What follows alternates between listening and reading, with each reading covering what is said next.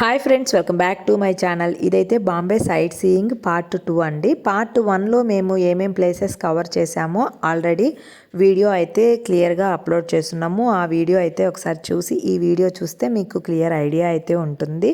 ముందు వీడియోలో అయితే మేము సిద్ధి వినాయక టెంపుల్, అలాగే మహాలక్ష్మి టెంపుల్, ఇంకా గేట్వే ఆఫ్ ఇండియా, తర్వాత తాజ్ హోటలు, బీచ్ ఆ వ్యూ అంతా కూడా కవర్ చేస్తున్నాము. అలాగే అంబానీ గారి హౌసు, అలాగే కోస్టల్ రోడ్డు, ఇంక ఇలా చాలా ప్లేసెస్ అయితే మేము ఆ వీడియోలో అయితే కవర్ చేస్తున్నామండి. ఇంక ఈ వీడియోలో మేము ఏమేమి ప్లేసెస్ చూస్తామో కూడా ఎక్కడ స్కిప్ చేయకుండా ఈ వీడియోని చూసేయండి. అలానే మనకి బాంబే ఎయిర్పోర్టు, అలానే బాంబే లాంచ్ ఎక్స్పీరియన్సు ఇవన్నీ కూడాను ఈ వీడియోలో అయితే ఉంటాయి. మీరు ఎక్కడ కూడాను స్కిప్ చేయకుండా చూడండి. అలానే వీడియోని లైక్ చేయండి ఒకసారి.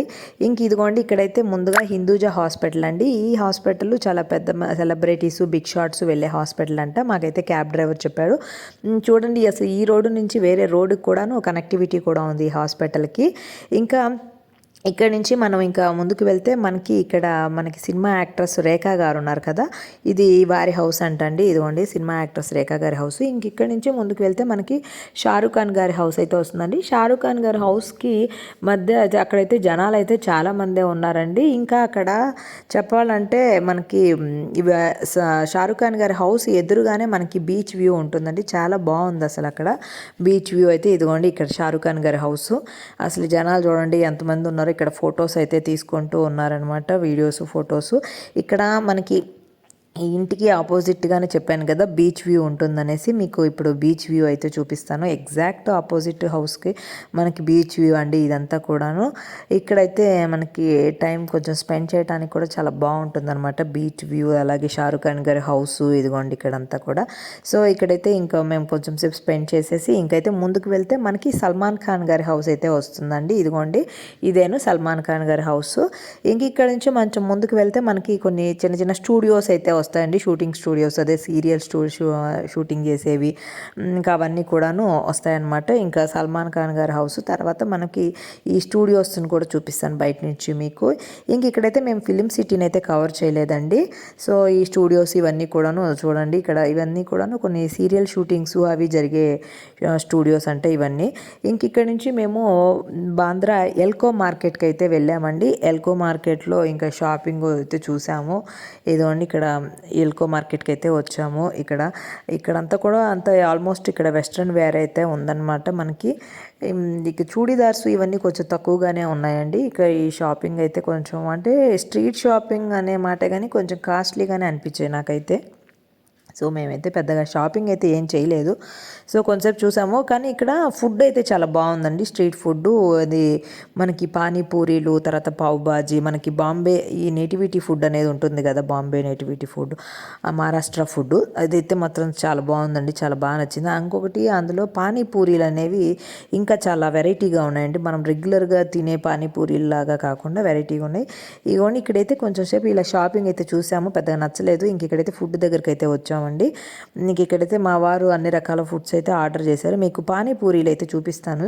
మీరు ఎప్పుడైనా మన ఏరియాలో ఇలాంటి పానీపూరీలు చూసారో చెప్పండి. ఇదిగోండి కలర్ కూడా చేంజ్, అసలు ఆ పానీపూరి స్ట్రక్చర్ కూడాను వెరైటీగా ఉందన్నమాట. సో ఇంక ఇక్కడైతే ఫుడ్ అయితే ఎంజాయ్ చేసామండి. బాగుంది, అంత కొంచెం కాస్ట్లీగానే ఉంది మేబీ ఈ ఏరియా కామేమో. ఇంకా కానీ ఫుడ్ అయితే బాగుందండి. అంటే ప్రతిదీ కూడా మనకి 90-80 ఆ రేంజ్లోనే ఉందండి. స్ట్రీట్ ఫుడ్ తగ్గట్టుగా అట్టేం లేదు. సో అయితే ఫుడ్ అంతా చాలా హైజీన్గా చాలా బాగుంది, నీట్గా ఉంది. సో ఇక్కడైతే ఫుడ్ అయితే బాగానే ఎంజాయ్ చేసామండి. ఇదిగోండి ఇక్కడ పావ్ బాజీ కూడాను చాలా బాగుంది. పావ్ బాజీ కూడాను క్వాంటిటీ అయితే చాలా ఎక్కువగానే ఇచ్చారనమాట. సో పానీపూరీలే నాకైతే చాలా కొత్తగా వింతగా అనిపించాయి. ఇంకా సరే షాపింగ్ మళ్ళీ చూసాము, ఏం నచ్చలేదు. ఇంక ఇక్కడి నుంచి అయితే మేము ఎయిర్పోర్ట్కి అయితే వెళ్ళిపోయామండి. ఇంకా ఈ ప్లేసెస్ అయితే ఈ వీడియోలో కవర్ చేసాము. ముందు వీడియోలో అయితే మేము ఆల్మోస్ట్ అంతా బాంబేలో ప్లేసెస్ అన్నీ కూడాను కవర్ చేస్తున్నాము. మీరైతే ఆ వీడియోని తప్పకుండా అయితే చెక్అవుట్ చేయండి. ఇంక ఎయిర్పోర్ట్కి అయితే వెళ్ళిపోతున్నామండి. ఇంకా ఇక బయట ఆల్మోస్ట్ ఇవి కొన్ని షాపింగ్ ప్లేసెస్ ఇవన్నీ చూసాము. అవన్నీ అయితే నేను ఇంకా చూపించలేదు. ఏం పెద్దగా అంత ఇంట్రెస్టింగ్ టాపిక్ అయితే ఏం కాదు. సో ఇక్కడైతే ఇక ఎయిర్పోర్ట్ దగ్గరికి అయితే వచ్చేసామండి. మేము ఇంకా ఎయిర్పోర్ట్లో వచ్చేసి మాకైతే ఇది బాంబే నుంచి బెంగళూరుకి ఫ్లైట్ అయితే మాకు అరౌండ్ 3500 పడిందండి పర్ హెడ్. ఆకాశ ఎయిర్ అయితే బుక్ చేసుకున్నాము. సో ఇక్కడైతే వచ్చేసాము. ఇదిగోండి బాంబే ఎయిర్పోర్ట్, మన Chhatrapati Shivaji airport, international airport terminal 1 అండి. ఇది మేము వచ్చింది టర్మినల్ 1 బాంబేలో ఎయిర్పోర్టు. ఇదిగోండి ఈ ఎయిర్పోర్ట్ కొంచెం చిన్నదండి టర్మినల్ 1. మరి టర్మినల్ 2, టర్మినల్ 3 పెద్దవిగా ఉంటాయేమో నాకు తెలియదు. ఇదైతే కొంచెం మీడియంగానే ఉంది. అంత పెద్ద ఎయిర్పోర్ట్ అయితే ఏమీ కాదు ఇది బాంబే ఎయిర్పోర్టు. కానీ మనకి అడ్వాంటేజ్ ఏంటంటే ఈ బాంబే, చెన్నై వీటిలో ఏంటంటే మనకి ఊర్లోనే ఉంటాయండి ఎయిర్పోర్ట్స్. కానీ ఈ బెంగళూరులో అయితే మాత్రం ఎయిర్పోర్టు అసలు ఆ ఊరి చివర ఎక్కడో ఉందన్నమాట. అది చాలా దూరం మనకి. ఇంకొకటి చెప్పనా మీకు, అసలు మాకు బాంబే అంతా తిరిగి సైట్ సీయింగ్ అంతా తిరిగి మాకు ఎయిర్పోర్ట్లో వదిలేసినందుకు 2300 ఛార్జ్ చేశారండి మార్నింగ్ నుంచి ఈవినింగ్కి.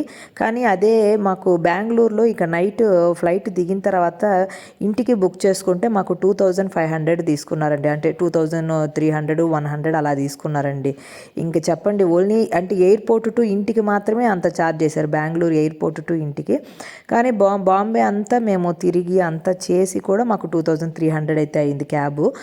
ఇక్కడైతే చూడండి, ఇంకా లగేజ్ చెక్-ఇన్, సెక్యూరిటీ చెక్-ఇన్ చేసి ఇక ఎయిర్పోర్ట్ ఇదిగోండి ఇక్కడైతే లోపలికైతే వచ్చేసామండి. ఇదిగోండి బాంబే ఎయిర్పోర్ట్ అంతా కూడాను పైనుంచి వ్యూ అయితే చూపిస్తున్నాను చూడండి. ఇంకా ఫుడ్ కోర్ట్స్ ఉన్నాయి అనమాట. ఇంకా అక్కడంతా చూసాము. ఇక్కడ నుంచి నేనైతే డిన్నర్కి అయితే లాంచ్కి వెళ్ళిపోయానండి. కాంప్లిమెంటరీ ఉందన్నమాట, 2 రూపీస్ది కాంప్లిమెంటరీ. అది ఒక కార్డుకే వచ్చిందనమాట. మా దగ్గర ఉన్న ఒక 2-3 కార్డ్స్లో ఒక కార్డుకే యాక్సెస్ అయింది. సో ఇంకా నేనైతే లాంచ్కి అయితే వెళ్ళిపోయాను. వీళ్ళు ఈవినింగ్ అయితే బాగానే అక్కడ పానీపూరీలు అవన్నీ తినేశారు. సో వాళ్ళకైతే ఇంకా ఆకలేదన్నారు. వాళ్ళు ఇంకా ఎయిర్పోర్ట్లోనే లైట్గా బయట మనకి బాంబే ఎయిర్పోర్ట్ బయట కొంచెం బాగానే ఉందండి ఫుడ్. ఓకే, అఫోర్డ్ చేయొచ్చు అనమాట. అంటే బెంగళూరు ఎయిర్పోర్ట్లో మనం అసలు ఇంకా టచ్ చేయలేమన్నమాట, చాలా కాస్ట్లీ ఉంటుంది. కానీ బాంబే ఎయిర్పోర్ట్ బయట ఉంటాయి కదా కొన్ని ఫుడ్ కోర్ట్స్, అక్కడైతే మాకైతే ఫుడ్ రీజనబుల్గానే ఉందనిపించింది, కొంచెం పర్వాలేదు. అక్కడైతే వీళ్ళు ఫుడ్ తీసుకున్నారు. నేనైతే ఇంకా కాంప్లిమెంటరీ ఒకటి వచ్చిందనమాట. ఇదిగోండి లాంచ్కి అయితే వచ్చేసాను.